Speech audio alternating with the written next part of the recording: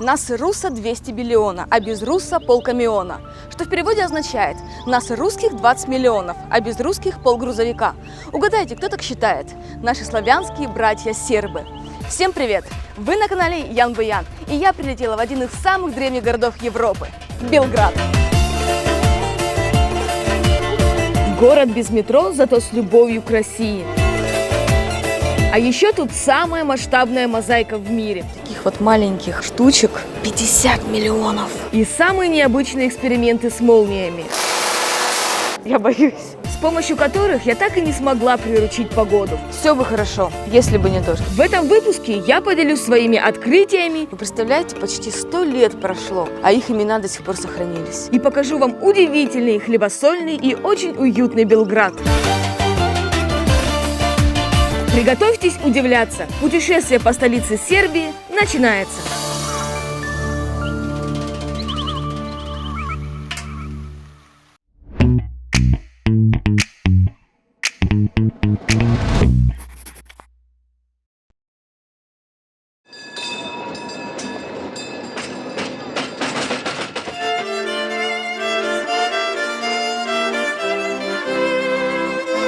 Уговаривать россиян приехать в Сербию не нужно. Мы и так входим в пятерку стран, откуда прибывают больше всего туристов. И это не удивительно. Виза сюда не нужна, русских тут очень любят, многовековая дружба как-никак. И, конечно, общие славянские корни.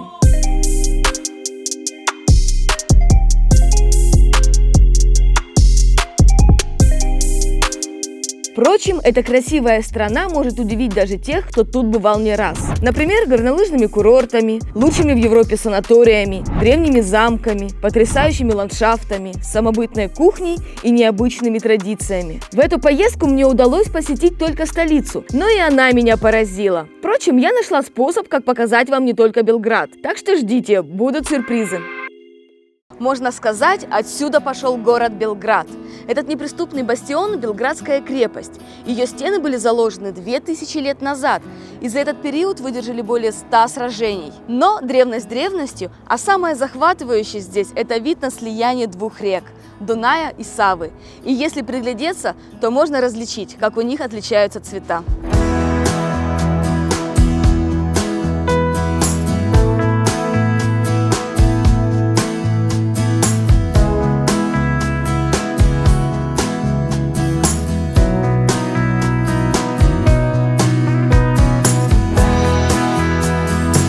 В крепости немало идеальных мест для селфи. Что ж, это замечательное место для того, чтобы сделать фотографии. И не забывайте, что все геолокации я оставляю в описании под видео.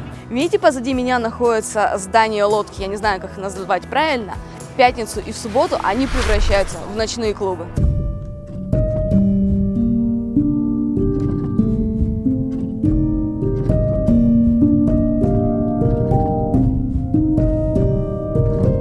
Как водится, здесь не раз велись сражения. Историки подсчитали, что их было больше сотни, и не всегда этому монументальному сооружению удавалось устоять. Крепость разрушали почти 50 раз. К счастью, удалось сохранить немало.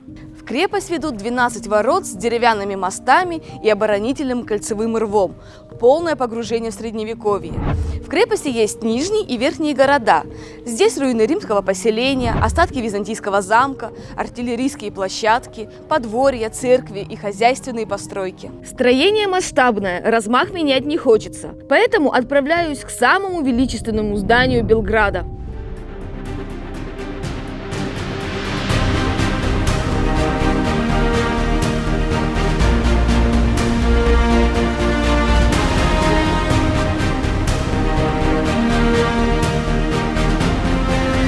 Возле одного из самых больших православных храмов в мире – храма Святого Саввы.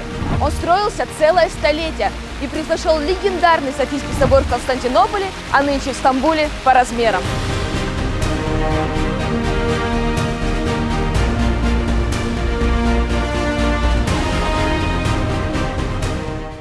История возникновения этого храма весьма трагична. 27 апреля 1595 года на этом месте по приказу османского правителя Синана Паши были сожжены мощи первого сербского архиепископа святителя Саввы. Этот святой был национальным героем, и такое надругательство над его мощами стало чудовищным унижением.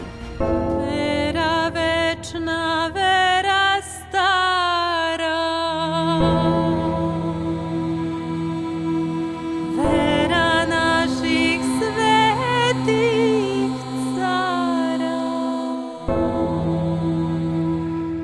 И с тех пор это место всегда особо почиталось, ну, сколько это было возможно. Всегда стояла какая-то часовня, церковь. И существовала церковь Святого Саввы, прежде чем начали постройку этого монументального здания. Но сама идея постройки монументального здания явилась в связи с 300-й годовщиной от сожжения мощей Святого Саввы.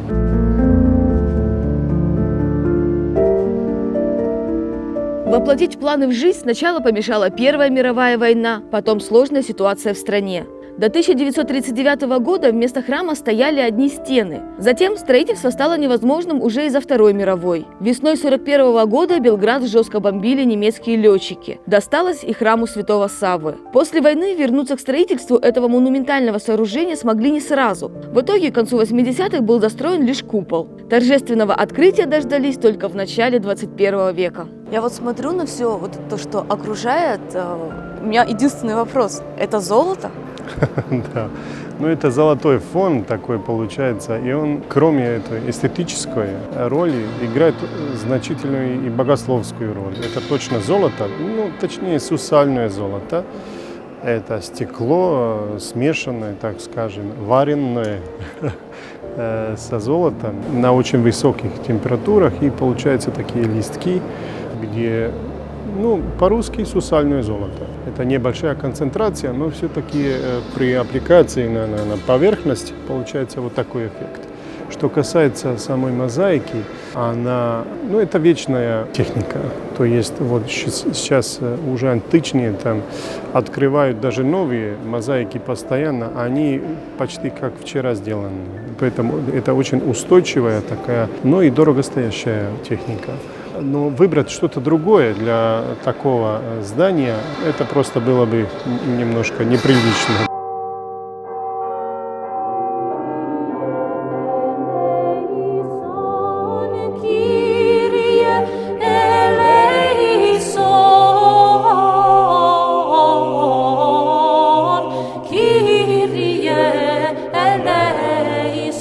Масштабный проект по созданию убранства в храме стал еще одним символом дружбы России и Сербии. С помощью Божьей, с помощью нашего народа, с помощью Русской Православной Церкви, нашего государства, российского государства. У нас очень много титров. Ну, один из таких титров, вот, например, «Газпромнефть», корпорация.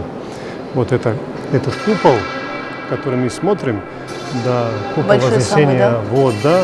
Центральный купол, вот такая идея, да, неба, да, всеобъемлющего. Это практически подарок «Газпромнефти». Это 1200 квадратных метров мозаики. Это своеобразный завет, такое обещание, которое мы одолжили Господу и Святому Савве, но одновременно вот стал символом и братского и дружеского отношения русского народа, великого русского народа к сербскому православному народу. Компания профинансировала не только создание мозаики главного купола, но и мозаичное убранство алтаря и центральной части храма. А это 70% площади всей мозаики.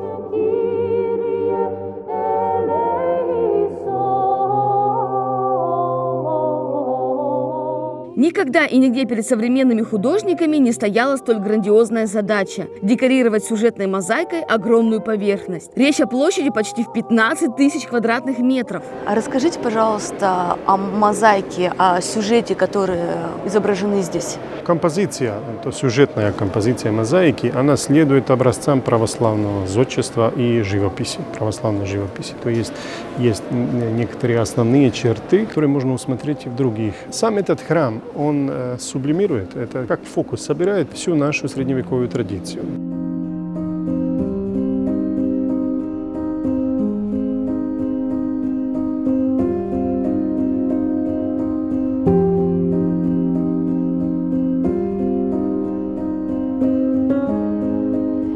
Вы только посмотрите на эту поражающую воображение мозаику. Это же настоящее произведение искусства. И можно с гордостью сказать, что это общий труд российских и сербских мастеров. 300-400 лет назад в Россию приглашались лучшие умельцы со всего мира, чтобы расписать храмы. А сейчас все наоборот. Православные храмы Японии, США, Мексики, Хорватии, Италии, Израиля зовут уже наших мастеров.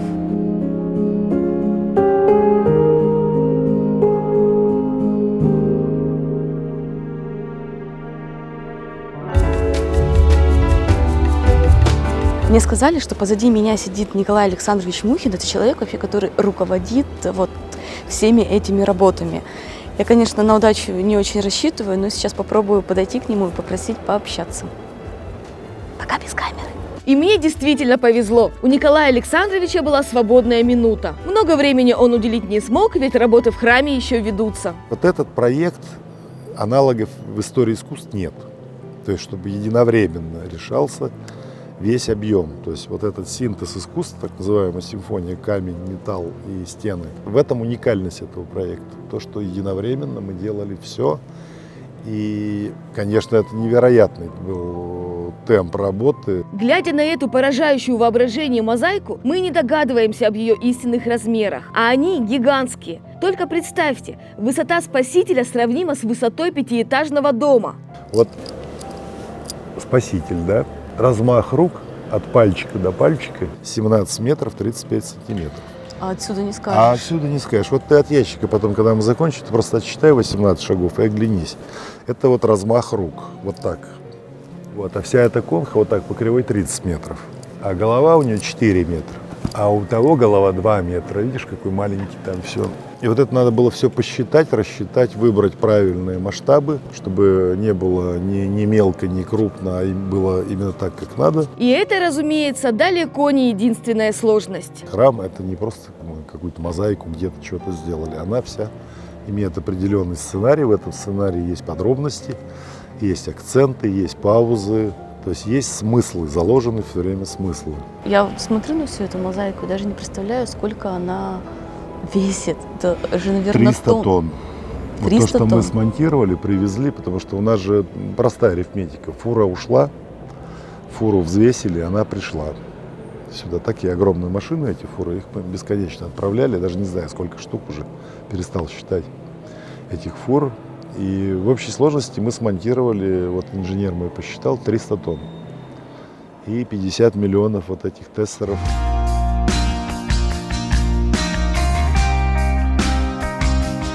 Признаюсь, мне очень хотелось подержать в руках модуль. Так мастера называют частичку смальту, из которой они потом выкладывают панно. Вот так вот выглядит мозаика.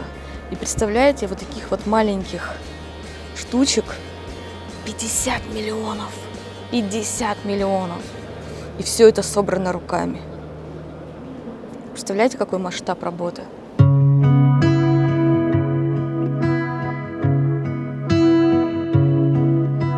Главная мечта мастера, чтобы его творение радовало людей как можно дольше. Лучше не 100 лет. Мозаика – долговечный материал. Если молотком каждый день не стучать по стенам, то она будет стоять сколько нам, бесконечно может стоять. С 6 века мозаики почистить тряпочкой, они такие же. Представляете, лет так через 200, 300. Давай через 700. Через Звучит 700, да лучше. ты через 1000. Звучит лучше.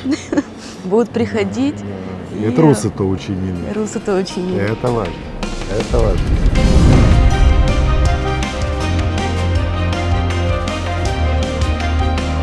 Это не смысл жить, думать о вечности. Художник не должен об этом думать. Это думают люди, которые пришли. А когда это сделал? В 21 веке. А сейчас 32-й. Это интересно.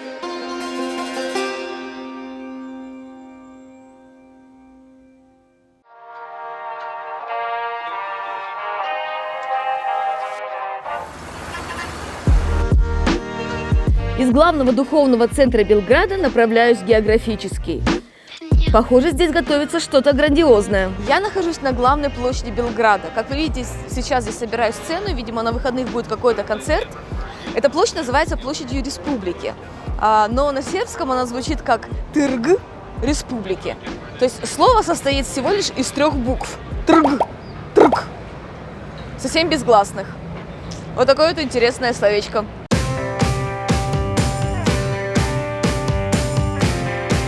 На этой площади, как водится, собрались главные здания города. Национальный музей, театр, культурный центр. Кстати, я узнала, что сербы любят говорить «встретимся у коня». Оказывается, речь про этот памятник. Как видите, здесь не только конь, но и наездник. Это князь Михаил. К другому своему соотечественнику сербы относятся с большим почтением. Он изобрел 20 век. Так говорят про легендарного Николу Теслу, который родился в Австрийской империи, работал во Франции и США, но считал своей родиной Сербию. Поэтому свои личные вещи, изобретения и труды он завещал передать на хранение в Белград. И сейчас у меня есть возможность заглянуть в его легендарный музей.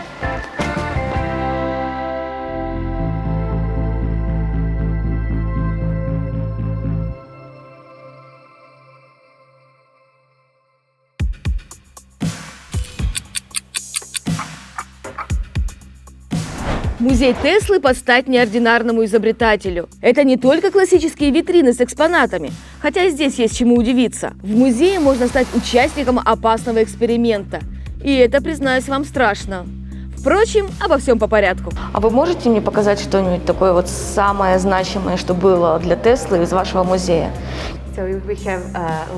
У нас много его одежды и других личных вещей. Люди обычно спрашивают, правда ли, что Тесла работал только в белых перчатках. Это не так. У него были перчатки самых разных материалов и цветов. Glasses is his. Очки его, так же, как и эта очень красивая сумка. Из крокодиловой кожи, между прочим. Мы порой и не подозреваем, насколько Тесла актуален сегодня. И речь не про автомобиль Илона Маска.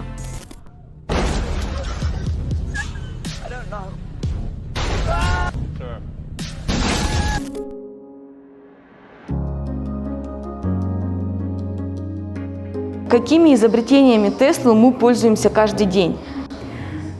Когда вы включаете свет, вы можете вспомнить, что мы используем переменный ток. На самом деле, это изобретение Тесла. До него был постоянный ток, который не передавался на большие расстояния.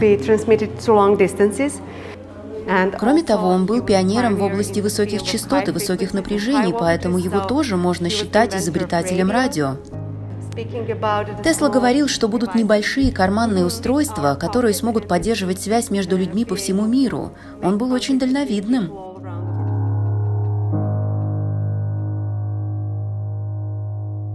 А теперь первый эксперимент. Воздух здесь буквально наэлектролизован изобретениями великого физика, и каждый может почувствовать себя Зевсом.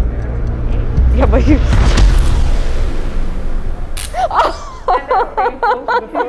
Это больно. Ну, неприятно. То есть это не прям не такая боль, но это вот как будто тебя током бьет, но не сильно.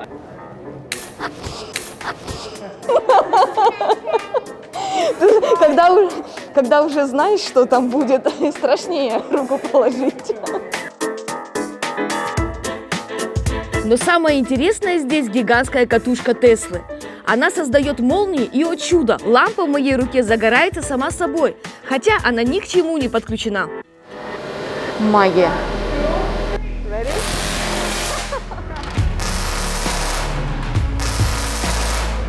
Между прочим, Никола Тесла работал над машиной для телепортации и даже проводил опыты, говорят, весьма успешные.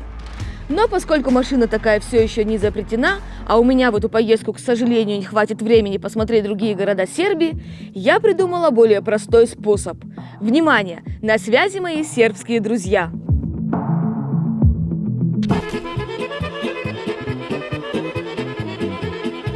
Меня зовут Наталья. Расскажу вам немного о менталитете этого замечательного народа. Легко ли общаться с сербами? Они доброжелательные, очень позитивные, всегда приходят на выручку, на помощь. И здесь люди общаются все на равных, вне зависимости от материального положения и статуса. Сербия – это тот островок в Европе, где очень любят русских. Правда ли, что цветы женщинам здесь не дарят? Ну, цветы здесь, конечно, не как в России.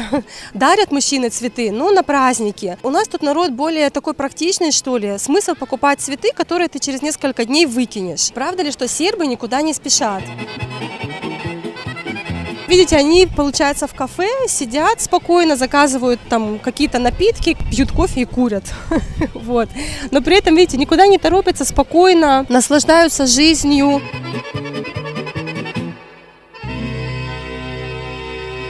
Спасибо, Наталья. Я действительно вам расскажу о культурном и не только отдыхе сербов, но культурном, находясь все-таки в Нови Саде, сербской культурной столице. Зовут меня Иван. Мы находимся с вами на центральной площади Нови Сада. понятие музей для серба, если это в 4 стенах, то это больше для туристов, ну и для школьников. Ну ладно, с семьей еще туда сходить. Вот. А в принципе музеем является вся Сербия. Здесь каждый уголок освещен литературе, означен каким-то событием. Я говорю не только про города, это касается и сел, и весей.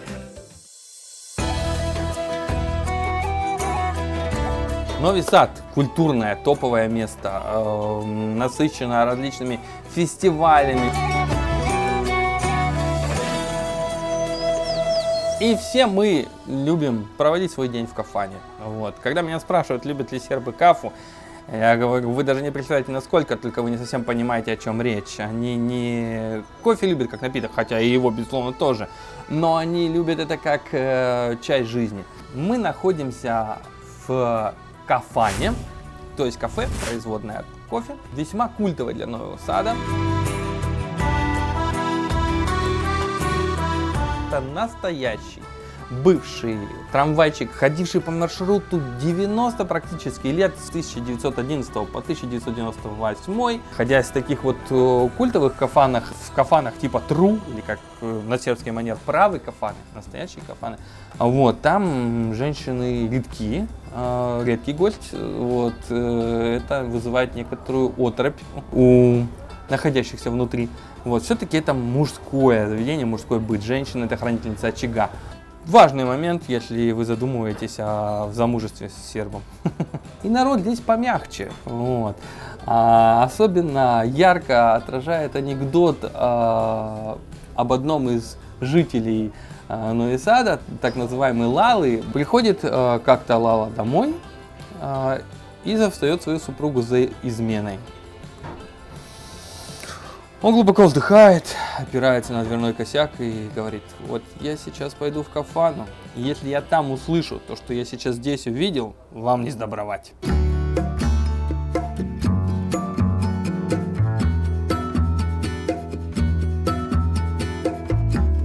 Спасибо, Иван. Здравствуйте, меня зовут Даша, я живу в Белграде 4,5 года, и я гид.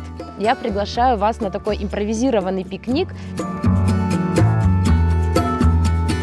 Здесь традиционные сербские закуски, то, что они предпочитают во время обеда или ужина практически каждый день. Расскажу о том, что здесь самое интересное. Во-первых, это сербский пршут, аналог испанского хамона, итальянского прошутто, свиной окорок, вяленый на солнце, порезанный тонкими нежными кусочками. Во-вторых, 2 вида сыра. Кстати, в Сербии сыром называют только белый сыр, а то, что принято называть сыром у нас, желтые твердые сорта, в Сербии называется качкаваль. Здесь у нас есть сыр, который называется белградер, сорт, который назван в честь города Белград, и я его очень люблю и всегда рекомендую своим гостям попробовать. Еще один вид молочной продукции, который очень любят в Сербии, и я лично тоже, это каймак. Каймак – это молочный продукт, изготовленный из цельного молока, что-то среднее между сметаной и маслицем. Такие очень жирные, насыщенные вкусом сливки. Каймак очень вкусно намазывать на свежий хлеб и просто закусывать с кофе или с каким-то основным блюдом. И, конечно же, овощные закуски. Айвар – это овощная икра из болгарского красного перца, который предварительно запекается на гриле и затем перетирается с маслом и солью. В традиционном айваре в классическом всего 3 ингредиента – сами перцы, масло и соль. Тоже очень вкусно с хлебом, с мясом или с любой вашей любимой едой. И, конечно же, ко всему этому великолепию я всегда предлагаю пробовать гостям свежий хлеб из пекарни, который испекли буквально сегодня утром. Приехав в Белград и вообще в любой город Сербии, вы удивитесь, как много здесь пекарен, буквально на каждом углу. Сербы очень любят свежую выпечку, сдобу и хороший хлеб. Самое главное, что нужно знать, если вы хотите отдохнуть по-сербски, не нужно никуда торопиться. Сядьте, налейте себе чашечку ароматного кофе, возьмите закуски и никуда не спешите. Дела подождут. Здесь так делают все. И вы попробуйте, вам понравится. На этом все. Передаю слово Яне. Мы очень рады, что вы гостите в нашей прекрасной стране. Приезжайте еще. Ребята, спасибо большое за эту эстафету. Было очень интересно. А я продолжаю исследовать Белград. В поисках тишины отправилась в самый популярный парк столицы.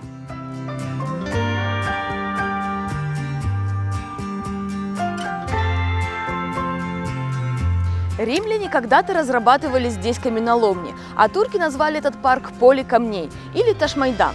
А жители Белграда любят этот парк за красоту, тишину, ухоженность и необычные статуи. Но я пришла сюда совсем по другой причине.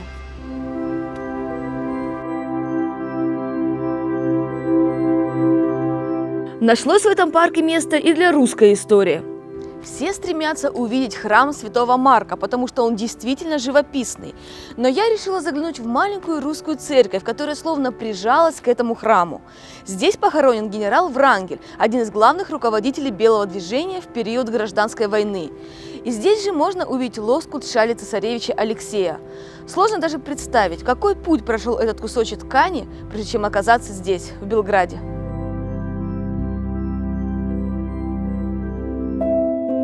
Не всегда путешествие – это беззаботное веселье. Вот и в истории Белграда немало трагических событий, а парк Ташмайдан словно хранит эти печальные воспоминания. Очень грустно, когда видишь такие скульптуры. Она посвящена детям, которые были убиты во время агрессии 1999 года.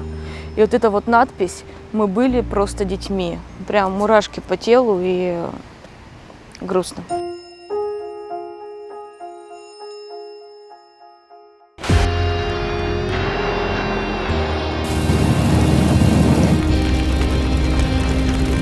Сегодня авиация НАТО обрушила на Сербию бомбовые удары. Альянс бьет по военным объектам, но больше всего страдает мирное население. Бомбежка длилась 78 дней. Те события унесли жизни сотен невинных людей.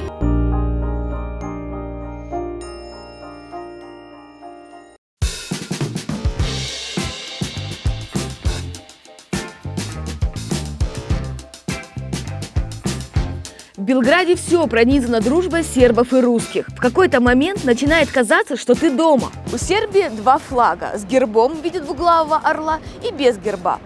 Простой триколор считается народным, а с гербом уже официальный.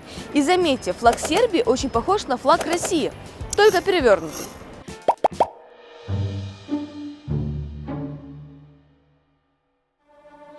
Наше родство проявляется и в языке. Многие слова будут понятны всем, кто говорит на русском. Но будьте осторожны, они могут значить совершенно другое. Например, вредность переводится с сербского как полезность, позор означает внимание, а право – это прямо. А еще не стоит произносить слова курица и курить, потому что по звучанию они очень похожи на сербские ругательства. И вот, допустим, ресторан. Называется он «Три кума дебела».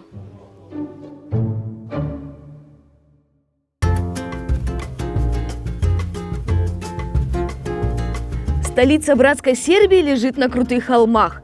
Подчас, чтобы попасть из одного района в другой, нужно преодолеть столько подъемов и спусков, что начинаешь ощущать себя горнолыжником. Для меня стало полной неожиданностью, что сербы славятся в мире малиной, хотя в самой Сербии она не очень дешевая. Между прочим, в Сербии производится треть малины в мире. То есть, представляете, 30% малины производится здесь, в этой маленькой уютной стране. И здесь на рынке она стоит 800 динар за килограмм.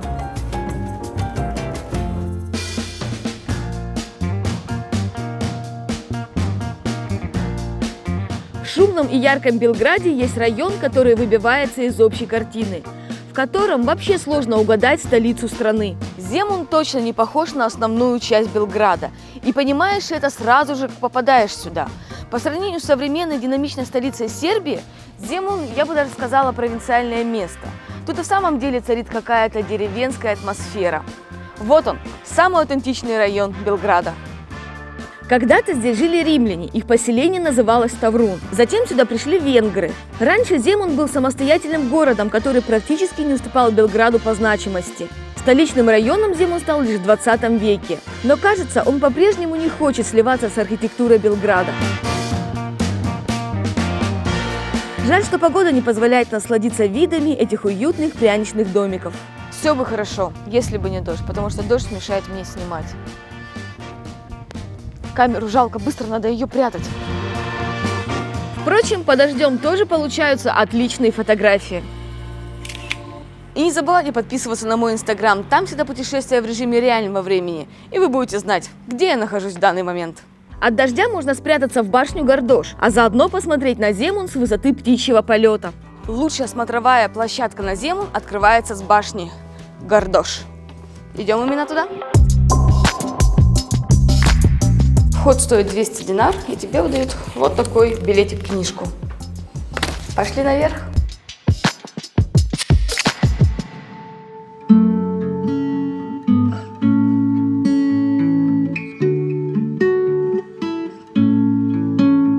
Как же красиво. Вот эти вот черепичные красные крыши, они создают такую уютную атмосферу. Жалко, что дождь идет. Я думаю, что при солнечной погоде это было бы просто великолепно. Было бы голубое небо, яркая река, были бы люди. Хотя это может быть и минус. Но все равно красиво.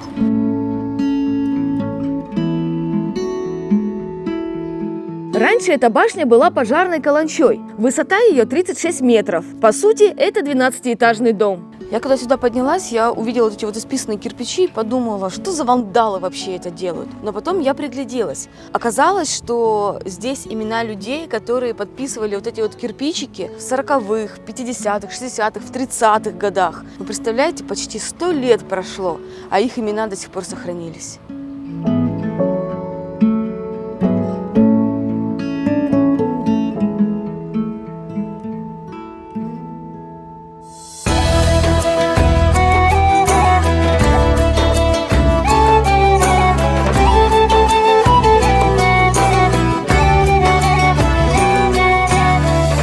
Белград, скажу я вам, не отличается яркими красками. Цветовая гамма сдержанная, но сюда стоит ехать не только и не столько, чтобы любоваться архитектурой, а скорее за удивительной атмосферой славянского города. Пришло время прощаться с Сербией, страной, где я смогла погрузиться в атмосферу бескорыстного гостеприимства и искреннего радушия.